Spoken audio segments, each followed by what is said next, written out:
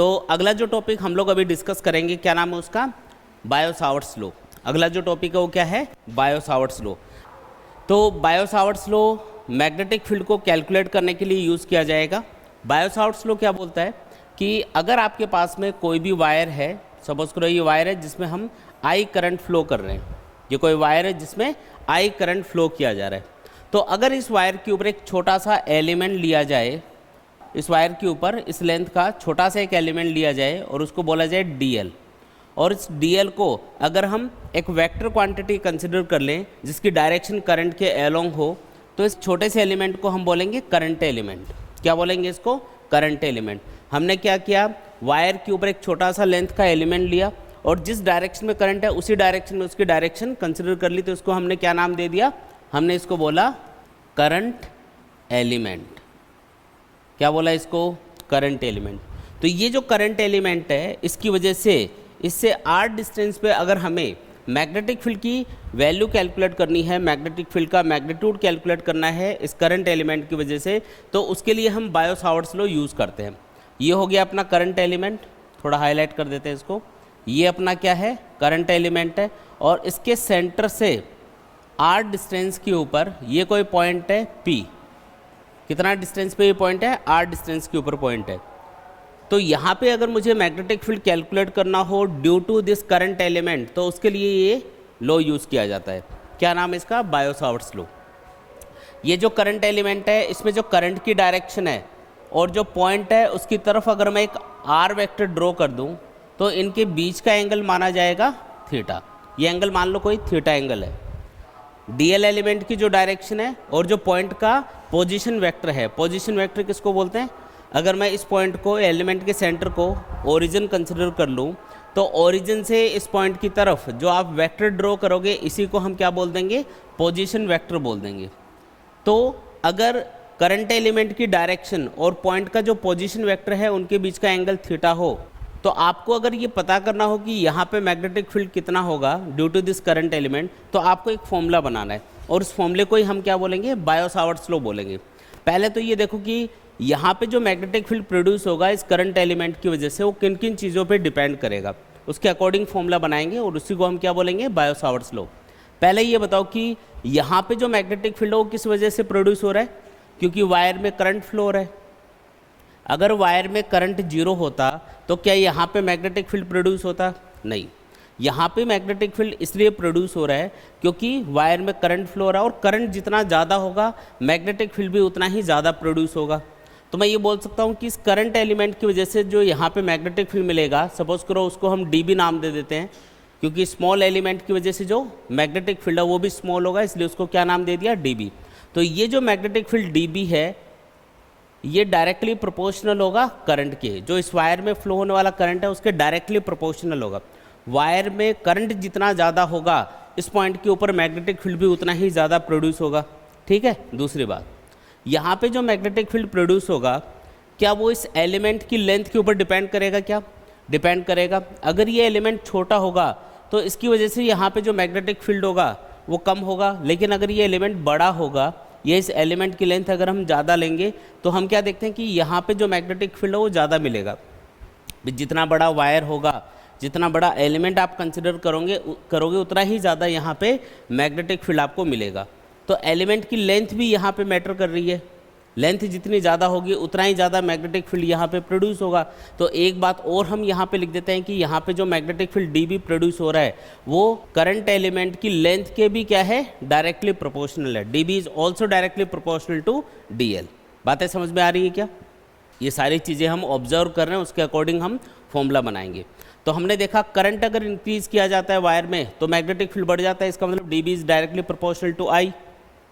दूसरी बात हमने क्या देखी, अगर हम एलिमेंट की लेंथ ज़्यादा करते हैं, जैसे मान लो इस एलिमेंट की लेंथ है 1 सेंटीमीटर, तो आपको कुछ मैग्नेटिक फील्ड मिलेगा P पॉइंट पे। लेकिन अगर आप 1 सेंटीमीटर की बजाय अगर लेंथ को 2 सेंटीमीटर ले लोगे तो आप क्या देखते हो कि इस पॉइंट के ऊपर मैग्नेटिक फील्ड आपको डबल मिलेगा। और अगर आप 3 सेंटीमीटर लेंथ लेते हो इस एलिमेंट की तो मैग्नेटिक फील्ड भी 3 गुना हो जाएगा। तो 1 सेंटीमीटर की कंपेरिजन में जैसे जैसे लेंथ बढ़ाई जा रही है, डबल की जा रही है, ट्रिपल की जा रही है, उसी तरीके से मैग्नेटिक फील्ड भी क्या होता जा रहा है, यहाँ पे इंक्रीज होता जा रहा है। तो ओवरऑल कंक्लूजन ये निकला कि dB is directly proportional to dl रहेगा। एलिमेंट की लेंथ जितनी ज़्यादा उतना ही ज़्यादा यहाँ पे मैग्नेटिक फील्ड आपको मिलेगा।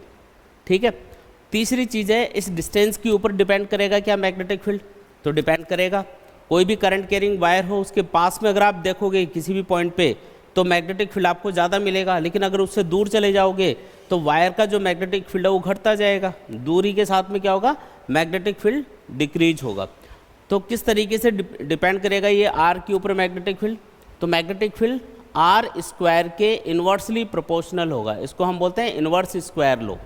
क्या बोलते हैं इसको, इन्वर्स स्क्वायर लो। जितने भी फील्ड होते हैं ना, जैसे इलेक्ट्रिक फील्ड हो गया, मैग्नेटिक फील्ड हो गया, ग्रेविटेशनल फील्ड हो गया, ये इन्वर्स स्क्वायर लॉ को फॉलो करते हैं और इनका जो मैग्नीट्यूड होता है ये हमेशा डिस्टेंस के स्क्वायर के इन्वर्सली प्रोपोर्शनल होता है। जितना दूर आप चलते जाओगे मैग्नेटिक फील्ड तेज़ी से डिक्रीज होता जाएगा।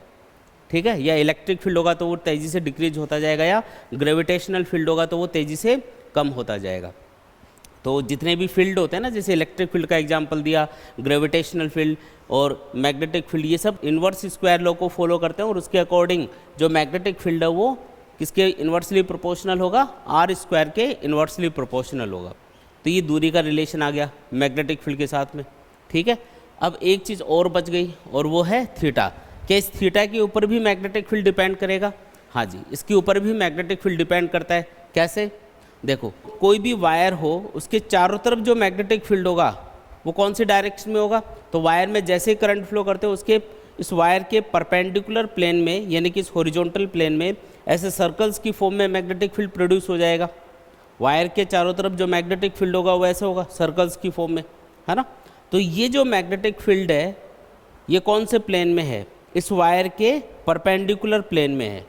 वायर तो ऐसे वर्टिकली रखा हुआ है और जिस प्लेन में ये मैग्नेटिक फील्ड है वो कौन से प्लेन में है, हॉरिजॉन्टल प्लेन में है।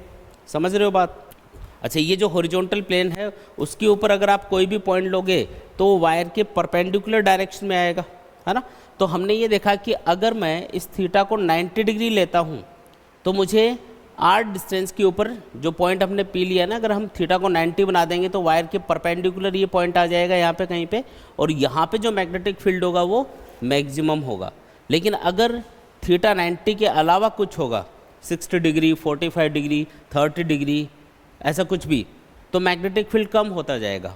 जैसे जैसे एंगल डिक्रीज होगा ना तो मैग्नेटिक फील्ड कम होता जाएगा। और अगर आपने पॉइंट को इस वायर के ऊपर ही ले लिया कहीं पे, मान लो यहाँ पे ले लिया, तो फिर पॉइंट की तरफ जो पोजीशन वेक्टर आर ड्रॉ करोगे और जो करंट एलिमेंट की डायरेक्शन उनके बीच का एंगल क्या बन जाएगा, 0 डिग्री। और उस कंडीशन में वायर के ऊपर आप देखते हो कि कोई मैग्नेटिक फील्ड आपको नहीं मिलेगा। वायर के ऊपर मैग्नेटिक फील्ड नहीं होता है। मैग्नेटिक फील्ड कहाँ पे होगा, इसके जस्ट बाहर से स्टार्ट होगा। एक चीज़ याद रखना, वायर को यहाँ पे बिल्कुल पतला कंसिडर किया जा रहा है। ये कोई मोटा वायर नहीं है, थिन वायर है, जैसे बाल जितना पतला वायर है। तो मैग्नेटिक फील्ड इसके जस्ट बाहर से स्टार्ट होगा और उसके चारों तरफ रहेगा इनफाइनाइट तक। दूरी के साथ में कम होता जाएगा और कम होते होते इनफाइनाइट पे, जब आर की वैल्यू इनफाइनाइट होगी ना, दूरी जब बहुत ज़्यादा होगी उस टाइम पे मैग्नेटिक फील्ड कम होते होते क्या हो जाएगा, 0। तो मैग्नेटिक फील्ड कहाँ से स्टार्ट हो रहा है, वायर के जस्ट बाहर से स्टार्ट हो रहा है, वायर के ऊपर नहीं होता मैग्नेटिक फील्ड। तो अगर आप इस पॉइंट को यहाँ के बजाय यहाँ पे लोगे तो थीटा कितना बनेगा, 0 डिग्री। अगर यही पॉइंट नीचे की तरफ होता तो आर वेक्टर नीचे की तरफ ड्रॉ करते, डीएल वेक्टर की डायरेक्शन ऊपर की तरफ कंसिडर की जाती, तो दोनों के बीच का एंगल कितना होता है इस बार, 180 डिग्री। उस कंडीशन में भी मैग्नेटिक फील्ड क्या मिलता, 0। रीज़न, क्योंकि पॉइंट वायर के ऊपर ही होगा, ऊपर हो सकता है नीचे हो सकता है, वायर के ऊपर तो मैग्नेटिक फील्ड मिलता ही नहीं है। इसका मतलब जब भी आप थीटा 0 या 180 डिग्री रखोगे तो वायर के ऊपर आपको मैग्नेटिक फील्ड 0 मिलेगा, और वायर के परपेंडिकुलर अगर आप देखोगे 90 डिग्री एंगल पे देखोगे तो आपको मैग्नेटिक फील्ड मैक्सिमम मिलेगा। अब ऐसा कौन सा फंक्शन है जो 0 या 180 डिग्री पे 0 होता है और 90 डिग्री पे मैक्सिमम होता है, साइन थीटा। यानी कि जो मैग्नेटिक फील्ड है इस पॉइंट के ऊपर वो कौन से फंक्शन के ऊपर डिपेंड कर रहा है, साइन थीटा के ऊपर डिपेंड कर रहा है। समझ में आई क्या बात? तो इस तरीके से हम थीटा को रिलेट करेंगे मैग्नेटिक फील्ड से। कैसे रिलेट किया, हमने ये चेक किया कि इस पॉइंट के ऊपर जो मैग्नेटिक फील्ड है वो थीटा के ऊपर कैसे डिपेंड कर रहा है। थीटा 90 रखा तो मैंने देखा इसी आर डिस्टेंस पे मैग्नेटिक फील्ड मैक्सिमम मिला। और अगर मैंने थीटा 0 डिग्री या 180 डिग्री लिया, यानी कि पॉइंट को वायर के ऊपर लिया, तो हमने देखा कि जो मैग्नेटिक फील्ड है वो आपको 0 मिल रहा है। इसका मतलब मैग्नेटिक फील्ड किसके ऊपर डिपेंड कर रहा है, साइन थीटा के ऊपर डिपेंड कर रहा है, और साइन थीटा के डायरेक्टली प्रोपोर्शनल होगा। Magnetic field is directly proportional to sine theta. तो ये सारी बातें आ गई जिनके ऊपर, इस पॉइंट के ऊपर जो मैग्नेटिक फील्ड प्रोड्यूस होगा वो डिपेंड करेगा। ये सारी बातें समझ में आई क्या आपको? ठीक है, तो इन सबको कंबाइन करके लिख लेते हैं। तो ये बन जाएगा D B is directly proportional to I D L sine theta upon में क्या आएगा, आर स्क्वायर। और जब भी आप ये प्रोपोर्शनलिटी सिंबल हटाओगे तो इसकी जगह क्या लेना पड़ेगा, एक कांस्टेंट लेना पड़ेगा। तो यहाँ पे जो कांस्टेंट आएगा उसकी वैल्यू होती है म्यू नॉट अपॉन 4 पाई। इसको हम मैग्नेटोस्टैटिक कांस्टेंट भी बोलते हैं। इसको हम क्या बोलते हैं, म्यू नॉट अपॉन 4 पाई को magnetostatic constant.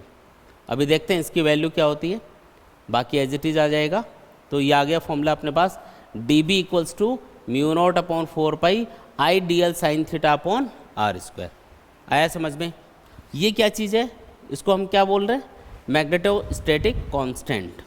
Mu naught upon 4 पाई को हमने क्या नाम दिया, मैग्नेटोस्टैटिक कांस्टेंट। ठीक है, और इसकी वैल्यू क्या होती है, तो म्यू नॉट अपॉन 4 पाई की वैल्यू होती है 10⁻⁻⁷। याद करो इलेक्ट्रोस्टैटिक्स में भी ऐसा एक कांस्टेंट हमने लिया था 1/4 पाई एप्सिलॉन नॉट, और उसकी वैल्यू क्या थी 9 × 10⁻⁹। क्या बोलते हैं उसको, इलेक्ट्रोस्टैटिक कांस्टेंट। उसी तरीके से बताओ इसको हम क्या बोलेंगे, मैग्नेटोस्टैटिक कांस्टेंट। मैग्नेटिक फील्ड से रिलेटेड जितने भी फॉर्मूले होंगे उन सब में ये आपको दिखाई देगा। मैग्नेटिक फोर्स या मैग्नेटिक फील्ड से रिलेटेड जो फॉर्मूले होंगे ना, उनमें आप ये वाली टर्म ज़्यादातर जगह पे दिखाई देगी। और इसकी वैल्यू कितनी है, तो फॉर फ्री स्पेस या वैक्यूम के लिए म्यू नॉट अपॉन 4 पाई की वैल्यू होती है 10⁻⁻⁷। अलग अलग मीडियम के लिए इसकी वैल्यू अलग अलग आएगी। जैसे सपोज करो जैसे ये वायर है और इससे r डिस्टेंस पे हमको P पॉइंट के ऊपर मैग्नेटिक फील्ड पता करना है। अब यहाँ पे हो सकता है कि चारों तरफ एयर हो या वैक्यूम हो, उस कंडीशन में आपको म्यू नॉट अपॉन 4 पाई की वैल्यू क्या लेनी है, 10⁻⁻⁷। लेकिन अगर यहाँ पे कोई मीडियम फिल किया हुआ होता, कोई मीडियम हो सकता है, कोई ऑयल हो सकता है, वाटर हो सकता है, या और कोई भी मीडियम हो सकता है, तो उस कंडीशन में ये जो म्यू नॉट है इसकी जगह हम म्यू पुट करते। म्यू का मतलब होता है मैग्नेटिक परमिएबिलिटी। म्यू नॉट का मतलब क्या है, magnetic permeability of free space. Free space मतलब वैक्यूम। तो वैक्यूम की जो मैग्नेटिक परमिएबिलिटी है उसको हम म्यू नॉट के सिंबल से रिप्रेजेंट करते हैं। और अगर कोई दूसरा मीडियम होगा, कोई भी मीडियम, तो उसके लिए म्यू की वैल्यू डिफरेंट होगी, उसको हम सिंपल म्यू लिखेंगे। और म्यू को हम क्या बोलेंगे, magnetic permeability of that medium. अब ये क्या चीज़ होती है वैसे, मैग्नेटिक परमिएबिलिटी का मतलब क्या है? देखो जब भी किसी जगह पे आप देखते हो कि कोई मैग्नेटिक फील्ड है, सपोज करो, उस मैग्नेटिक फील्ड के अंदर अगर आप कोई भी मीडियम रख देते हो या कोई भी मटेरियल रख देते हो, तो मैग्नेटिक फील्ड उस मीडियम को या उस मटेरियल को क्रॉस करके जाएगा। तो वो जो मीडियम है वो मैग्नेटिक फील्ड के अपने अंदर से पास होने का कितना सपोर्ट करेगा, मतलब कितना ईजीली उसको पास होने देगा। मटेरियल की इस प्रॉपर्टी को ही हम क्या बोलते हैं, मैग्नेटिक परमिएबिलिटी बोलते हैं। किसी भी मीडियम से या किसी भी मटेरियल से मैग्नेटिक फील्ड के पास होने की जो एबिलिटी होती है उसी का नाम क्या होता है, मैग्नेटिक परमिएबिलिटी। जैसे मान लो कि आपने कोई ऑयल फिल कर दिया इसके चारों तरफ, अब उस ऑयल से इस वायर में जैसे करंट फ्लो करेंगे तो उसका जो मैग्नेटिक फील्ड है वो उस ऑयल से भी पास होगा। तो उस ऑयल के अंदर जब वो मैग्नेटिक फील्ड पास हो रहा होगा तो ऑयल उसको कितना सपोर्ट करेगा, कितना ईजिली अपने अंदर से पास होने देगा। जो मीडियम ज़्यादा इजीली पास होने देगा उसकी मैग्नेटिक परमिएबिलिटी ज़्यादा मानी जाएगी, और जो कम पास होने देगा उसकी मैग्नेटिक परमिएबिलिटी कम मानी जाएगी। और अगर इसके चारों तरफ कुछ नहीं है, वैक्यूम है या एयर है, तो उस कंडीशन में मैग्नेटिक परमिएबिलिटी म्यू नॉट मानी जाएगी। और म्यू नॉट की वैल्यू आप यहाँ से भी लिख सकते हो, 4 पाई को इधर मल्टीप्लाई कर दो तो म्यू नॉट की वैल्यू क्या बन जाएगी, 4 पाई × 10⁻⁻⁷। तो ये मैग्नेटिक परमिएबिलिटी का मीनिंग है, कितना इजीली पास होता है मैग्नेटिक फील्ड किसी भी मीडियम से, बस उसी का नाम क्या रख दिया, मैग्नेटिक परमिएबिलिटी रख दिया। ये जो फॉर्मूला है इसको आप वेक्टर फॉर्म में भी लिख सकते हो।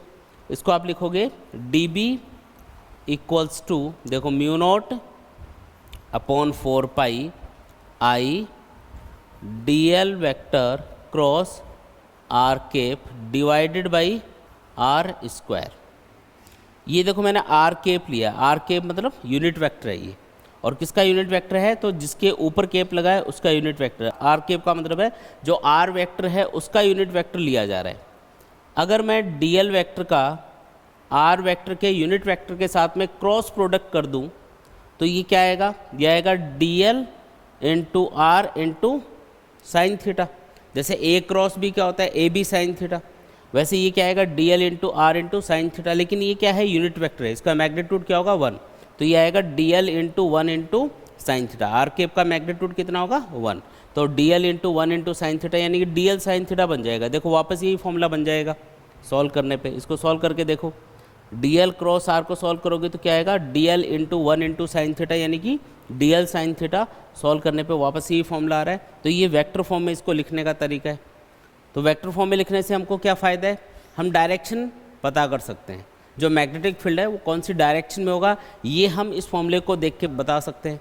कैसे, देखो यहाँ पे क्या आ रहा है, क्रॉस प्रोडक्ट आ रहा है।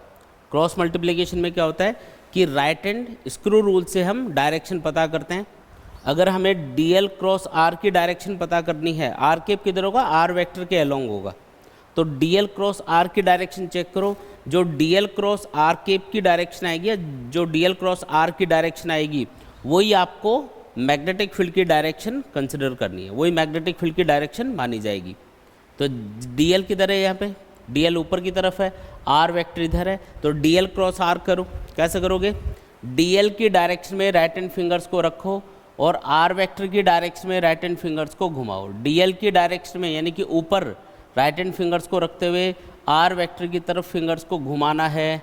थंब किधर गया, इनवर्ड गया। इसका मतलब इस पॉइंट के ऊपर जो मैग्नेटिक फील्ड है वो कौन सी डायरेक्शन में होगा, इनवर्ड डायरेक्शन में होगा। इनवर्ड डायरेक्शन को हम क्रॉस के सिंबल से बताते हैं। इसका मतलब यहाँ पे क्रॉस का सिंबल मैंने लगा दिया, तो यहाँ पे जो मैग्नेटिक फील्ड है वो कौन सी डायरेक्शन में है, इनवर्ड। समझ में आया क्या? ये तो हुआ इस फॉर्मूले के अकॉर्डिंग डायरेक्शन पता करना। बाकी सिंपल वे में भी आप डायरेक्शन बता सकते हो इजीली। आपको याद होगा हमने ये पढ़ा था कि जब हम किसी भी वायर में करंट फ्लो करते हैं, किसी भी वायर में करंट फ्लो करेंगे तो उसके चारों तरफ जो मैग्नेटिक फील्ड प्रोड्यूस होगा उसकी डायरेक्शन बताने के लिए हम right hand thumb rule use करते हैं। करंट की डायरेक्शन में थंब को रखा जाता है, तो फिंगर्स जिस डायरेक्शन में वायर के चारों तरफ घूमती हैं वही मैग्नेटिक फील्ड की डायरेक्शन मानी जाती है। तो करंट ऊपर की तरफ है तो फिंगर्स देखो किधर कर्ल हो रही हैं, इधर तो इनवर्ड जा रही हैं, इधर से आउटवर्ड आ रही है। तो वायर के चारों तरफ जो मैग्नेटिक फील्ड है वो कौन सी डायरेक्शन में होगा, इस तरीके से सर्कल की फॉर्म में होगा। तो इधर तो ये देखो इनवर्ड जा रहा है और इधर से ये आउटवर्ड आ रहा है। तो ये जो वायर है इसके राइट साइड में पॉइंट है ये, तो इधर मैग्नेटिक फील्ड किधर होना चाहिए, इनवर्ड होना चाहिए। जैसे यहाँ पे है ना, वायर के अगर राइट साइड में पॉइंट है और वायर में करंट ऊपर की तरफ जा रहा है तो मैग्नेटिक फील्ड कौन सी डायरेक्शन में आया, इनवर्ड आया। देखो इधर इनवर्ड जा रही है फिंगर्स, इधर से आउटवर्ड आ रही है, तो इधर इनवर्ड होगा, इधर आउटवर्ड होगा। उसी तरीके से यहाँ पे होगा। तो आप इस वाले फॉर्मूले को यूज़ करने के बजाय आप simple right hand thumb rule से मैग्नेटिक फील्ड की डायरेक्शन पता कर सकते हो। वायर में जो करंट की डायरेक्शन है उसको देखो, करंट की डायरेक्शन में थंब को रखो, फिंगर्स वायर के चारों तरफ जिस डायरेक्शन में घूमेंगी वही मैग्नेटिक फील्ड की डायरेक्शन कंसिडर की जाएगी। ठीक है, कोई कोई जगह पे ये वाला फॉर्मूला भी काम आएगा, ऐसी बात नहीं है। कोई कोई जगह पे ये वाला फॉर्मूला भी अपने काम आएगा, लेकिन ज़्यादातर आप जो डायरेक्शन चेक करोगे मैग्नेटिक फील्ड की वो कौन से रूल से करोगे, राइट हैंड थंब रूल से करोगे, उसी से डायरेक्शन पता करेंगे। आया समझ में? ठीक है, सीधा ऑब्जर्वेशन के ऊपर है, मैंने कोई डेरिवेशन नहीं किया है। सिंपल सिंपल चीज़ें हम देखते गए कि किन किन चीज़ों के ऊपर मैग्नेटिक फील्ड डिपेंड कर रहा है, उसके अकॉर्डिंग फॉर्मूला बना दिया, है ना। अगर इधर रहेगा पॉइंट तब तो इनवर्ड ही आएगा, लेकिन अगर पॉइंट उस साइड में चला गया तो आउटवर्ड आ जाएगा। चेक करके देख लो, अगर पॉइंट यहाँ पे होगा, सपोज करो मान लो यहाँ पे है, तो आप आर वेक्टर ऐसे ड्रॉ करोगे ना, ये होगा अपना आर वेक्टर। तो डीएल क्रॉस आर करो, डीएल की डायरेक्शन में राइट हैंड फिंगर्स को रखते हुए आर की डायरेक्शन में घुमाओ, थंब आउटवर्ड आया। इसका मतलब इस पॉइंट पे जो मैग्नेटिक फील्ड है वो किधर होगा, बोलो, आउटवर्ड डायरेक्शन में होगा। हाँ, करंट की डायरेक्शन चेंज करेंगे, ऑब्वियसली मैग्नेटिक फील्ड की डायरेक्शन बदलेगी, क्योंकि करंट की डायरेक्शन के ऊपर मैग्नेटिक फील्ड डिपेंड करता है। अगर इस वायर में करंट नीचे की तरफ होता तो मैग्नेटिक फील्ड किधर होता, थंब नीचे कर लेते, फिंगर्स इनवर्ड इधर जाती, इधर से बाहर की तरफ आती। इसका मतलब ये है कि इधर इनवर्ड लेना है मैग्नेटिक फील्ड, इधर आउटवर्ड लेना है। समझ में आया क्या? इधर तो इनवर्ड जाता फिर, और ऐसे घूम के इसके पीछे से इधर आउटवर्ड आता। ठीक है, चलो, तो इसके बाद में आता है फिर comparison between bio-Savart's law and Coulomb's law. इससे पहले हमने इलेक्ट्रोस्टैटिक्स में कूलम्ब्स लॉ पढ़ा था और बायो-सावर्ट्स लॉ अभी हमने पढ़ा है। दोनों में कंपैरिजन करके देख लेते हैं कि क्या सिमिलरिटीज़ हैं और क्या डिससिमिलरिटीज़ है। पहले मैं लिख देता हूँ। देखो, बायो-सावर्ट्स लॉ ये था कि कोई भी करंट कैरिंग वायर हो जिसमें करंट आई फ्लो रहा हो, अगर उसके ऊपर एक छोटा सा एलिमेंट लिया जाए किसी डीएल लेंथ का, तो इस डीएल एलिमेंट की वजह से जो मैग्नेटिक फील्ड प्रोड्यूस होगा इससे आर डिस्टेंस के ऊपर, और ये जो पॉइंट है ये पॉइंट किसी थीटा एंगल के ऊपर है डीएल एलिमेंट की डायरेक्शन से, तो इस पॉइंट पे जो मैग्नेटिक फील्ड मिलेगा उसका फॉर्मूला अपने पास आया है dB equals to mu not upon 4 pi I DL vector cross R cap upon are square, जिसको हम अगर सॉल्व करेंगे इसको तो dB इक्वल्स टू क्या लिख सकते हैं, mu not upon 4 pi I D L sine theta upon are square लिख सकते हैं। ठीक है, अब कूलम्ब्स लॉ की बात कर लेते हैं। कूलम्ब्स लॉ किसी भी चार्ज की वजह से उससे आर डिस्टेंस पे कितना इलेक्ट्रिक फील्ड प्रोड्यूस होगा उसको कैलकुलेट करने के लिए भी यूज़ किया जाता है, और इसके अलावा हम दो चार्जेस के बीच में कितना फोर्स लगेगा उसको कैलकुलेट करने के लिए भी कूलम्ब्स लॉ यूज़ करते हैं इलेक्ट्रोस्टैटिक्स में। तो ये कोई चार्ज है सपोज करो, और इससे आर डिस्टेंस के ऊपर ये पॉइंट है, तो यहाँ पे जो यहाँ पे जो इलेक्ट्रिक फील्ड होगा उसको कैलकुलेट करने के लिए हम जब कूलम्ब्स लॉ यूज़ करते हैं तो उसके अकॉर्डिंग फॉर्मूला निकल के आता है 1/4 pi epsilon naught Q by R square. इस कांस्टेंट को, ये जो कांस्टेंट है ना, इसको इलेक्ट्रोस्टैटिक कांस्टेंट बोला जाता है 1/4 पाई एप्सिलॉन नॉट को, और नॉर्मली हम इसको के सिंबल से रिप्रेजेंट करते हैं, तो फॉर्मूला होता है KQ बाई आर स्क्वायर। इस पॉइंट पे जो इलेक्ट्रिक फील्ड प्रोड्यूस होगा इस चार्ज की वजह से वो कौन सी डायरेक्शन में होगा, तो पॉजिटिव चार्ज के लिए इलेक्ट्रिक फील्ड की डायरेक्शन होती है चार्ज से बाहर की तरफ, आउटवर्ड डायरेक्शन में ये इलेक्ट्रिक फील्ड प्रोड्यूस होगा। यहाँ पे ये मैग्नेटिक फील्ड कौन सी डायरेक्शन में आएगा, तो आपको अभी बताया था कि जो पॉइंट का पोजीशन वेक्टर आर होता है इसको आर वेक्टर मान लो। जो पॉइंट है उसकी तरफ अगर हम एलिमेंट के सेंटर से एक वेक्टर आर ड्रॉ करेंगे तो डीएल क्रॉस आर करने से जो डायरेक्शन हमको मिलेगी वही आपको मैग्नेटिक फील्ड की डायरेक्शन कंसिडर करनी है।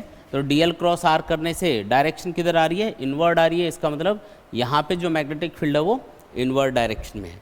तो ये जो दोनों यहाँ पे लॉ हैं इनमें कंपैरिजन करेंगे, क्या क्या चीज़ें आपको दोनों फॉर्मूलों के अंदर, दोनों मेथड से जो फॉर्मूले आए कूलम्ब्स लॉ से और बायो-सावर्ट्स लॉ से, उनमें क्या क्या चीज़ें आपको सिमिलर नज़र आ रही है, एक जैसी नज़र आ रही है, देख के बताओ।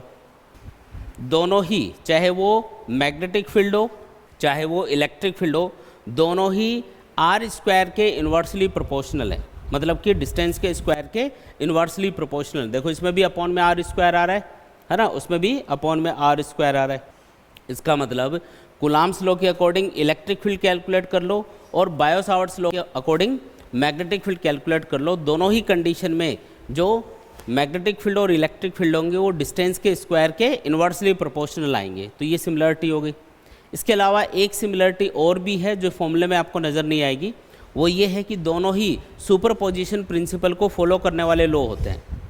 ये क्या चीज़ है, जैसे आपको बहुत सारे चार्जेस दे दिए और पूछा कि किसी एक पॉइंट के ऊपर इलेक्ट्रिक फील्ड बताओ, तो आप क्या करते हो, उसके लिए अलग अलग चार्ज का उस पॉइंट के ऊपर इलेक्ट्रिक फील्ड फाइंड करते हो और उसके बाद में उसका वेक्टर एडिशन कर लेते हो, तो उससे हमें उस पॉइंट के ऊपर टोटल इलेक्ट्रिक फील्ड मिल जाएगा।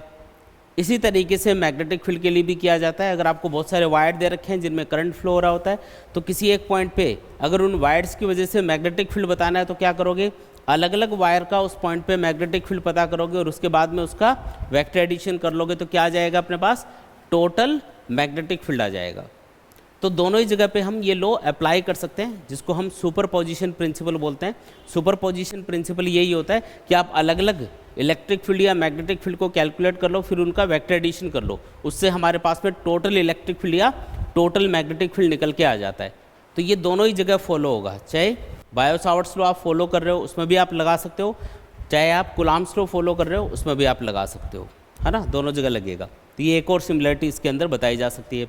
डिससिमिलरिटी क्या क्या है दोनों में, देख के बताओ, डिससिमिलरिटीज़ क्या क्या नज़र आ रही है। पहले इसमें देख लेते हैं, जो मैग्नेटिक फील्ड है वो कौन सी डायरेक्शन में आ रहा है, तो जिस प्लेन में करंट एलिमेंट है और पॉइंट है, पॉइंट यहाँ पे है, इसको P नाम दे देता हूँ, तो P पॉइंट और करंट एलिमेंट जिस प्लेन में है, अभी ये इस बोर्ड वाले प्लेन में है, तो जिस प्लेन में करंट एलिमेंट और पॉइंट है, मैग्नेटिक फील्ड उसके परपेंडिकुलर आ रहा है इनवर्ड डायरेक्शन में। जबकि यहाँ पे देखो जिस प्लेन में चार्ज और पॉइंट हैं, चार्ज और पॉइंट जिस प्लेन में है ना, उसी प्लेन के एलोंग, उसी प्लेन के अंदर ये इलेक्ट्रिक फील्ड आ रहा है।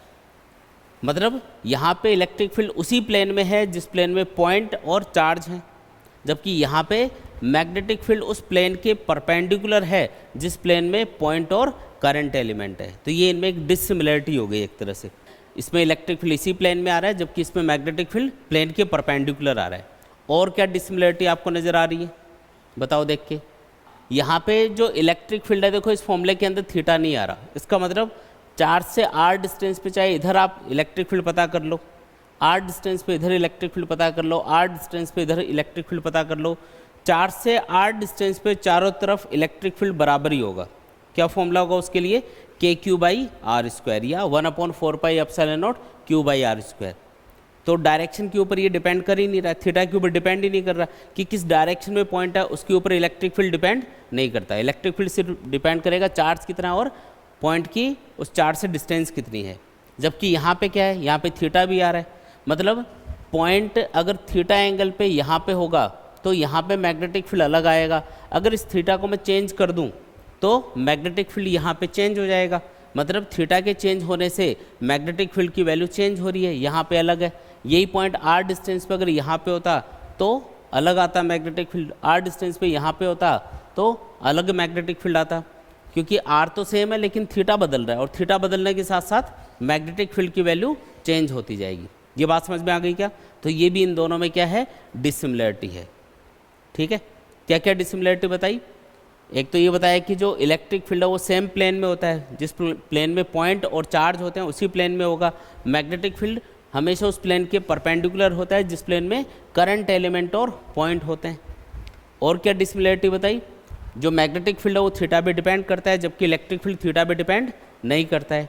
एक डिसिमिलरिटी आप ये भी बता सकते हो कि यहाँ पे जो इलेक्ट्रिक फील्ड प्रोड्यूस हो रहा है वो चार्ज की वजह से प्रोड्यूस हो रहा है, जो कि स्केलर क्वांटिटी होती है। जबकि यहाँ पे जो मैग्नेटिक फील्ड प्रोड्यूस हो रहा है वो इस करंट एलिमेंट की वजह से प्रोड्यूस हो रहा है, जिसको हमने वेक्टर क्वांटिटी कंसिडर किया है। और करंट एलिमेंट की डायरेक्शन किधर मानी जाती है? हमेशा जो करंट की डायरेक्शन है उसी डायरेक्शन में। तो करंट एलिमेंट जिसकी वजह से मैग्नेटिक फील्ड प्रोड्यूस हुआ वो तो क्या है, वेक्टर क्वांटिटी। यहाँ पे इलेक्ट्रिक फील्ड जिसकी वजह से प्रोड्यूस हुआ चार्ज, वो क्या है, स्केलर क्वांटिटी है। तो ये भी आप इन दोनों में डिसिमिलरिटी बता सकते हो। ठीक है, जो नेक्स्ट है इसके बाद में आपको एक क्वेश्चन दे रखा है, an element delta L equal to delta X I cap is placed at the origin and carries a current I equal to 2 ampere. Find the magnetic field at a point P on the y axis at a distance of 1 meter due to the current element delta x equal to w centimeter. Give also the direction of the field produced. ये जो छोटा सा एक element यहाँ से यहाँ तक आपको दिखा रखा है, जिसमें करंट कौन सी डायरेक्शन में है, करंट की डायरेक्शन आपको दिखा रखी है एक्स एक्सिस के लोग। क्वेश्चन में आपको बोला भी गया है कि एक एलिमेंट है जिसकी लेंथ है डेल्टा एल, जिसको डेल्टा एक्स आई कैप से रिप्रेजेंट किया हुआ है। इसका मतलब ये जो डेल्टा एल लेंथ का एलिमेंट है इसका मैग्नीट्यूड कितना है, डेल्टा एक्स के बराबर है, और उसकी डायरेक्शन क्या है, आई कैप क्या बता रहा है, डायरेक्शन बता रहा है कि डायरेक्शन होगी एक्स एक्सिस के लोग। ये आपको क्वेश्चन में बोला गया है। हमको पूछा गया है कि ये जो पी पॉइंट है जो कि ओरिजिन से 1 मीटर डिस्टेंस पे है, देखो ये लिखा हुआ है यहाँ पे 1 मीटर डिस्टेंस, यहाँ पे मैग्नेटिक फील्ड कितना होगा और कौन सी डायरेक्शन में होगा। इस वायर में जो करंट फ्लो हो रहा है, ये जो करंट एलिमेंट यहाँ पे छोटा सा दिखाया हुआ है, इसमें जो करंट है उसको बता रखा है इसने 2 एम्पियर, यानी 2 एम्पियर करंट इसके अंदर फ्लो हो रहा है। तो बताओ यहाँ पे मैग्नेटिक फील्ड कितना होगा और कौन सी डायरेक्शन में होगा।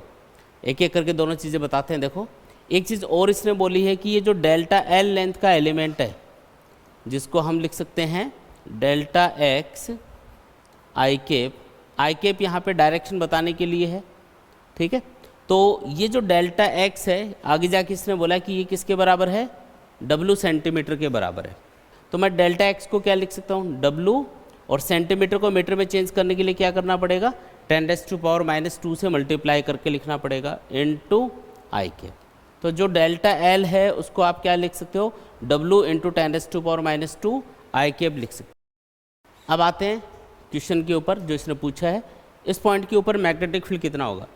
तो अगर आप बायो सावर्ट्स लॉ लगा के इस पॉइंट के ऊपर मैग्नेटिक फील्ड पता करोगे तो सबसे पहला काम क्या करना है, एलिमेंट के सेंटर से इस पॉइंट की तरफ आपको एक आर वेक्टर ड्रॉ करके देखना है और ये चेक करना है कि आर वेक्टर की डायरेक्शन और जो करंट एलिमेंट में करंट की डायरेक्शन है उनके बीच का एंगल कितना है, क्योंकि जब आप बायो सावर्ट्स लॉ अप्लाई करोगे तो आपको थीटा पुट करना पड़ेगा इसमें। तो एलिमेंट के सेंटर से इस पॉइंट की तरफ अगर मैं एक आर वेक्टर ड्रॉ करूं तो ये जो आर वेक्टर है ये करंट एलिमेंट की डायरेक्शन से कितने एंगल पे है बताओ, 90 डिग्री एंगल पे है ना। करंट इधर जा रहा है और पॉइंट का पोजीशन वेक्टर आर वेक्टर ऊपर की तरफ आ रहा है। जहाँ पे मैग्नेटिक फील्ड पता करना है उसकी तरफ एक वेक्टर आर ड्रॉ कर दो। तो आर वेक्टर और डी एलिमेंट की डायरेक्शन इनके बीच का एंगल कितना बना, 90 डिग्री एंगल बना। समझ में आया। तो बताओ कि इस पॉइंट के ऊपर बायो सावर्ट्स लॉ के अकॉर्डिंग जो मैग्नेटिक फील्ड है वो कितना आएगा। तो फॉर्मूला क्या है, डी बी इक्वल्स टू बोलो mu not upon 4 pi I D L sine theta upon are square. एक एक करके सारी चीज़ें पुट करते हैं इसमें। म्यू नॉट अपॉन 4 पाई की वैल्यू 10⁻⁻⁷, आई की वैल्यू कितनी है 2 एम्पियर, डी एल मतलब लेंथ ऑफ द एलिमेंट जो कि कितनी लेनी है आपको W सेंटीमीटर, जिसको हमने मीटर में कन्वर्ट करके लिखा हुआ है W इंटू 10⁻⁻²। आई कैप लिखना जरूरी नहीं है क्योंकि सिर्फ मैग्नीट्यूड लिखना है यहाँ पे। और साइन थीटा कितना लेना है 90 डिग्री लेना है, divided by R square. R मतलब डिस्टेंस, आर कितना है 1 मीटर है। तो बोलो सॉल्व करेंगे तो क्या आएगा, डी बी इक्वल टू क्या आ जाएगा, सॉल्व करोगे तो यह आएगा 2W इंटू 10⁻⁻ कितना आएगा, यह आएगा -9। ठीक है। और मैग्नेटिक फील्ड की जो यूनिट होती है वो होती है टेस्ला। तो ये अपने पास में मैग्नेटिक फील्ड आ गया। डायरेक्शन क्या होगी मैग्नेटिक फील्ड की, तो इस पॉइंट पे मैग्नेटिक फील्ड की डायरेक्शन बतानी हो तो करंट की डायरेक्शन में थंब कर लो। वायर में जो करंट की डायरेक्शन उस डायरेक्शन में थंब कर लो। देखो फिंगर्स किधर कर लो रही है, तो नीचे की तरफ तो इन्वर्ट जा रही हैं और ऐसे इस वायर के ऊपर से ऐसे घूम के बाहर की तरफ आएंगी। यानी कि यहाँ पे जो मैग्नेटिक फील्ड है वो किधर होगा, आउटवर्ड डायरेक्शन में होगा। कौन सी डायरेक्शन में होगा, आउटवर्ड। नीचे अगर पॉइंट होता तो इनवर्ड होता, ऊपर अगर पॉइंट है तो आउटवर्ड होगा। तो मैग्नेटिक फील्ड की डायरेक्शन किधर है, आउटवर्ड। आउटवर्ड के बजाय आप ये भी बता सकते हो कि जेड एक्सिस के अलोंग होगी, क्योंकि आउटवर्ड डायरेक्शन में कौन होगा, यहाँ पे जेड एक्सिस होगी ना। इधर एक्स एक्सिस है, इधर वाई एक्सिस है, तो इधर कौन होगा, जेड एक्सिस। तो मैग्नेटिक फील्ड कौन सी डायरेक्शन में आ रहा है, आउटवर्ड या फिर जेड एक्सिस के अलोंग। आया समझ में। ठीक है। डायरेक्शन किधर होगी, डायरेक्शन होगी इसकी अलोंग जेड एक्सिस।